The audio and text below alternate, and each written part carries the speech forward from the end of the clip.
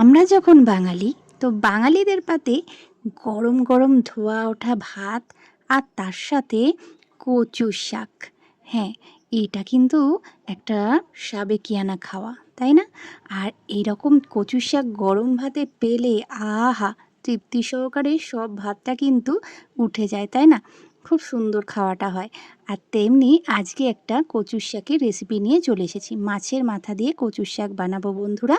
তো চলো, লাল লাল কচুর শাকগুলো নিয়ে নিয়েছি। এটা কিন্তু একেবারে সবুজ নয়, লাল লাল। তো দেখো, ধুয়ে নিয়েছি। আর ধুয়ে নেওয়ার পরে এবার সিদ্ধ বসাবো। কড়াইতে দিয়ে দিলাম জল। আর জল দিয়ে বেশি জল দেওয়া যাবে না, অল্প জল দিতে হবে, কারণ কচুর শাকে কিন্তু এমনি জল বেরোয়। তো এই অল্প জলেই সিদ্ধ হবে। আর এর ওপরে কিন্তু একটু নুন ছিটিয়ে দেবে। নুন দিলে কিন্তু সিদ্ধটা আরও সুন্দর হয়। তো চলো, ঢাকা চাপা দিয়ে দিয়েছি। আর সিদ্ধ কিন্তু আমার হয়ে গেছে। একটা ঝুড়িতে কিন্তু ছেঁকে রেখে দিয়েছি। দেখো, সুন্দর সিদ্ধ হয়ে গেছে। আর লাল লাল কচুগুলো কিন্তু দিব্যি সিদ্ধ হয়, সুন্দর সিদ্ধ হয়। তো একবার কিন্তু এভাবে করে দেখো বন্ধুরা। তো আশা করি তোমাদের খুব ভালো লাগবে। তেলের ওপরে কিন্তু এবার মাছের মাথাটা কিন্তু ভেজে নেব। মাছের মাথাটা ভাজা হয়ে গেলে এই তেলেই কিন্তু দেখো, কাঁচা লঙ্কা কুচিয়ে রেখেছিলাম আর রসুন দেবো। মাছের মাথা দিয়ে করছি তো, তাই জন্য একটু রসুন দিয়েছি। আর রসুনের টেস্টটাই কিন্তু মানে কচু শাকটা খেতে দারুণ লাগে।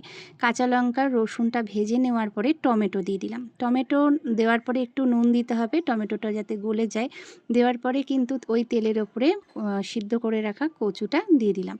দেওয়ার পরে দেখো, হালকা হাতে নাড়তে নাড়তে কিন্তু হলুদ দিয়ে দিয়েছি, নুন দিলাম। কিন্তু মিষ্টিটা বন্ধুরা এখন কিন্তু দেওয়া যাবে না। মিষ্টি দিলে কিন্তু মানে একটু দরকচা হয়ে যাবে কচুটা। তো কচুটা একেবারে নাড়াচাড়া করে যখন একদম ঘাটা ঘাটা হবে, শুকনো শুকনো হবে, তার আগে কিন্তু মিষ্টিটা দিতে হবে। আর সেটা তোমরা পরিমাণ মতো দেবে। অনেকেই মিষ্টি খেতে ভালোবাসো, আবার অনেকে সেরকম একটা ভালোবাসো না। তো তোমরা সেটা পরিমাণ মতো বুঝে দেবে, যা যেরকম ভালো লাগে। তো আমার একটু মিষ্টি মিষ্টি হলে ভালো লাগে, তাই মিষ্টি দিলাম। দিয়ে আবারও নাড়াচাড়া করতে হবে।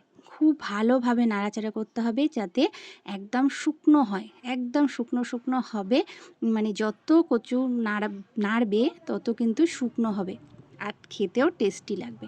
তো সেই মতনই কিন্তু করে নিয়েছি। আর দেখো, আমার কচুর শাক, মাছের মাথা দিয়ে কচুর শাক রেডি হয়ে গেছে। দেখো কেমন শুকনো হয়েছে, দেখো একদম কিন্তু মানে কি বলবো, জল নেই, একদম তেল তেল ছাড়া ছাড়া, আর একদম কিন্তু শুকনো হয়েছে, খুব সুন্দর লাগে।